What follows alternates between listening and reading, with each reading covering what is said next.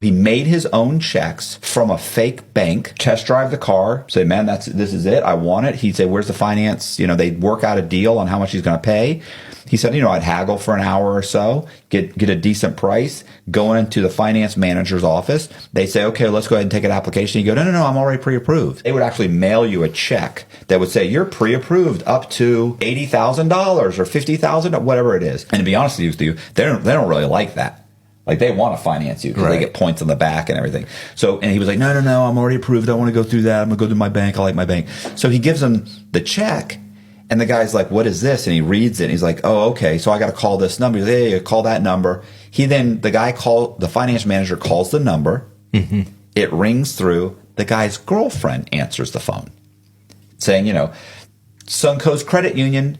And then he's like, oh, she's like, what is it? Oh, okay. Oh, you have a check? Hold on. Let me switch to that department. She puts him on hold, whatever, comes back later. So with another, slightly different voice or another girl, whatever the case may be. So that this guy thinks he's being transferred around. Mm-hmm. Gets to her. Okay. Yes, I have him. Hold on. What's the account number? What's this? Okay, do you have the code? What's the authorization? Okay, what kind of car is it? What's the VIN number? Okay, so that would be a, 2006 Mercedes, blah, blah, whatever it is, because they already know what they're getting. Because he already had somebody go 3 states over and find the exact same vehicle with the VIN number. So they know what it is.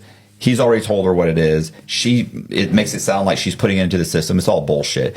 So when she's like, how much is it? Okay, yeah, he's approved for that. No problem. And she would say, now here's what you can do. You can either fax me over the paperwork and I can issue you a check, or you can actually fill out the check you have in front of you and you can just deposit it in your bank.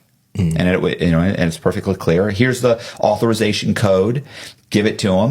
And this is all bull. None of this was happening. They would then clean the car, fill it up, fill up the tank. They'd give him new mats, the whole thing. He'd wait. He'd have some coffee. An hour and a half later, the car's ready to go. They'd give him 3 sets of keys. He gets in the car and drives away. He drives it to like an auto body shop or his house. I don't really know where he was doing it. They would crack the windshield. He said they had the suction cup thing where they could pull the windshield off. And he said he could replace the VIN number. Mm-hmm. He could replace the VIN number on the side doors. And he said that's all he ever really did. He didn't go in the engine or anything. He said once he got that VIN number, they would dummy up like the fake paperwork that shows that so that it looks like he paid for the car. Mm-hmm. He would then go register the vehicle in Georgia. So now it's registered, but he actually never registered them in his name. He would wait till he sold them. Mm-hmm. So it's a $100,000 vehicle. He said he would sell them like 30 cents on the dollar. So you're a drug dealer. You want to buy this vehicle and you know it's going to be registered in your name. Mm-hmm. So he's like, give me your name. We're going to go downtown. We're going to register it. It's going to be in your name. You give me 30 grand. Guy gives him 30 grand. They go register it. He gets an actual title. They give you a fake little title, then they issue you a no one. So this guy owns a $100,000 brand new Mercedes for 30 grand in cash. And he told me a bunch of stories about how they would try and f him out of the money. And they'd be like, I only got 20,000 now. And he'd be like, what the f is, like Southern hospitality is a real thing. You feel what I'm saying? Like California is a completely different place. You feel me? I went out there. We on set, right? So we waiting for I think Will was supposed to be coming and this and that, and we was all just waiting. And dude was like, hey bro, you got change for $1? And I'm like, yeah. Boom, I go in my pocket. I give him the change. And he tried to give me the $1. And I was like, nah, bro, you good. You keep the $1. Right then, everybody like, where you from? And I'm like, I'm from Louisiana. Oh, okay. Yeah, he's from the sticks. Bro, people don't do that out here. We don't get nobody no $1, man. We ain't get nobody nothing. You know what I'm saying? Like, everybody in there like, yeah, bro, no, you got to be from somewhere else. Nobody here ain't getting you a quarter. You know what I'm saying? Swear to God. And I'm like, dang, bro, really like that? But the more I stayed in California, the more I seen like their attitude was like every man for themselves. My daughter had a little situation where she kept saying, I'm getting picked on. Like this girl is doing this and this girl is doing that. Soon as I hear that, automatically I'm ready to go to the penitentiary. Like I'm ready. Whatever this bring behind my daughter, however many years this bring, man, bring that to me. I'm trying to do that. That's how I feel about my child. You feel me? So I went to the school and I'm talking to the principal and I'm like, yeah, bro, I need to speak to that teacher. The janitor come and tell me like, yeah, bro, I just heard the teacher like kind of joking on that little girl with the kids. She's scared of the kids. So she trying to be in cahoots with them. And she told your daughter something like, oh, you must be having a mental breakdown. Oh, bro. When I seen red, bro. When I heard that, I can't even explain how angry that was. So I'm playing it cool. I'm in there talking to the principal nice because I need my attitude to be presented in a way that he feel comfortable letting his teacher come in front of me. You know what I'm saying? Because I'm a little too big. If I turn up, he gonna be like, no, keep her down in the classroom. Don't bring her. So I'm in there like, yeah, I just want to talk to her. You know, my daughter's having problems. You know, I put my professional voice on. You know what I'm saying? Like, yeah, my daughter's having problems. He bring in there. I start grilling her. I'm grilling like, yeah, what? One thing I taught my daughter: communicate, speak effectively, look people in the eye, talk fluent, talk. So when I start asking my daughter questions, she was on point. She was saying it clear, like, yes, on this certain day, you said this to me and you told me I was a liar and you said this and you laughed so she embarrassed and she sweating. I go off, start calling her every name in the book. I'm in there threatening everybody. Now, the principal trying to protect her. You know what I'm saying? He was like, sir, she already answered that question. I'm like, man, look, hey, man, you shut up. I'm not talking to you. I'm going to deal with you after this because I see this why they behaving like this because you in here protecting them. And you supposed to be protecting the kids. All this stuff going on with these kids and you worry about it is this teacher feelings get hurt. She ran out of the office. That's how much pressure I was putting on her. I ran behind her. No cap. My daughter tell you, I chased, if you ever, all the kids in the hallway like, oh my God. I'm in the hallway like, everybody in this school can get it. You know what I'm saying? I'm having so the security came. I'm sure. Look, the security came and I done bucked on the security. No, this store ain't no gas. Like my daughter here with me right now, she'll tell you, on Jesus, Bernard, Chevelle, Christ. This is the truth. You feel what I'm saying? I bucked on it. I'm in the hallway, so the security guard, he came nice though. He walked up to me nice. He was like, look, man, I understand, stuff can happen about your kids, but, please, you can't do this. I respected that. He tried to do his job. He was respectful. I left. You feel what I'm saying? But like, man, if your child is telling you that they got a problem and they getting bullied, I ain't telling you to handle it like I handled it. Because me thinking logically,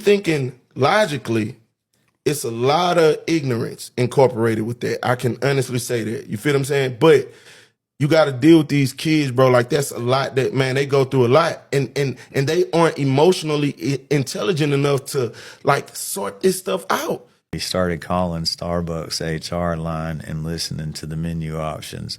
We got an app for recording phone calls. We started recording the menu options for the line, and we rebuilt it in Grasshopper with the whole phone tree. But all the extensions came back to one phone on Grasshopper, and it was very convincing. And if you heard, we added one extension in the securities department for a chief compliance officer named Kevin White. At first, we were trying to like woo him, I guess, like, hey, I'm calling from corporate. We got a problem. Can you help us out? We need you to be a team player right here. And then I realized that is exactly not how somebody from corporate would call if they were pissed about what we were calling about. So call and catch the manager and be like, listen, the district manager's getting hit for embezzlement. The FBI's coming in the store, 9 a.m. I need everything out of the store. Count the cash up, get everything ready to go, $200 in each drawer. Get everything inspection ready. We cannot afford any fines on top of this bullshit. Take down this number right here. This is our number. I'm extension 401. And we would give them the Grasshopper number. Right. And then we go through about 4 or 5 minutes. and then be like, if we get disconnected, contact us back here. And we hang up the phone. And if they went through that call and went down to the securities department and called back, we knew it was over every time. It was a matter of steps from there. So what do you mean? They're calling back the grasshopper number and they're going through all of the options. They're going through the tree just like it's the Starbucks line. And so it's when like they hit the securities department, it gives all the other names, but they have the extension for Kevin White. Right. And so, but if they'd hit any other ones on accident, it still would have come to me too. But if they hit Kevin White, we got him. It's the hook. You know what I'm saying? Right. And once they'd call back, then the process would be to do the count. You know, we got to count how much hundreds and how much 50s and 20s. And it's a stall process because what you're doing is you're getting ready for the drop. We knew they banked at Wells Fargo. So when we said, well, we'd finish the count and then we'd know exactly how much money was there. And the trick to getting it out of there was being like, hey, look, I can't afford for you to leave right now. You go check the fire extinguishers, make sure they're all up to date. That's a $10,000 fine apiece. Run around and check everything. Send a trusted employee down to do the deposit. We'll put him on the phone with another officer, and he can go do the deposit at Wells Fargo, you know.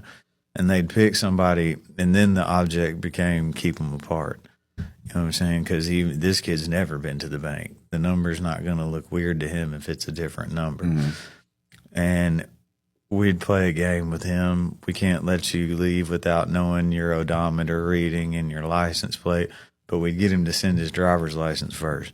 You can't go on company time and drive around without us knowing you have a valid driver's license with company money. Back then, if you had a copy of your driver's license, that was all you needed for localbitcoin.com. So we'd go to Local Bitcoin and verify an account in his name. And with his driver's license, you just had to wait like 30 seconds after you uploaded the license. And then we look for a Bitcoin buy for Wells Fargo deposit for that amount. And we get it put in escrow. And they'd send us the account numbers. And then when he got to the bank, we'd keep the manager on the phone and give him the account numbers from Local Bitcoin. Mm-hmm. He'd deposit the money in the wrong account at the right bank. Then he'd turn around and take a picture of himself with the receipt, and he'd send it to us.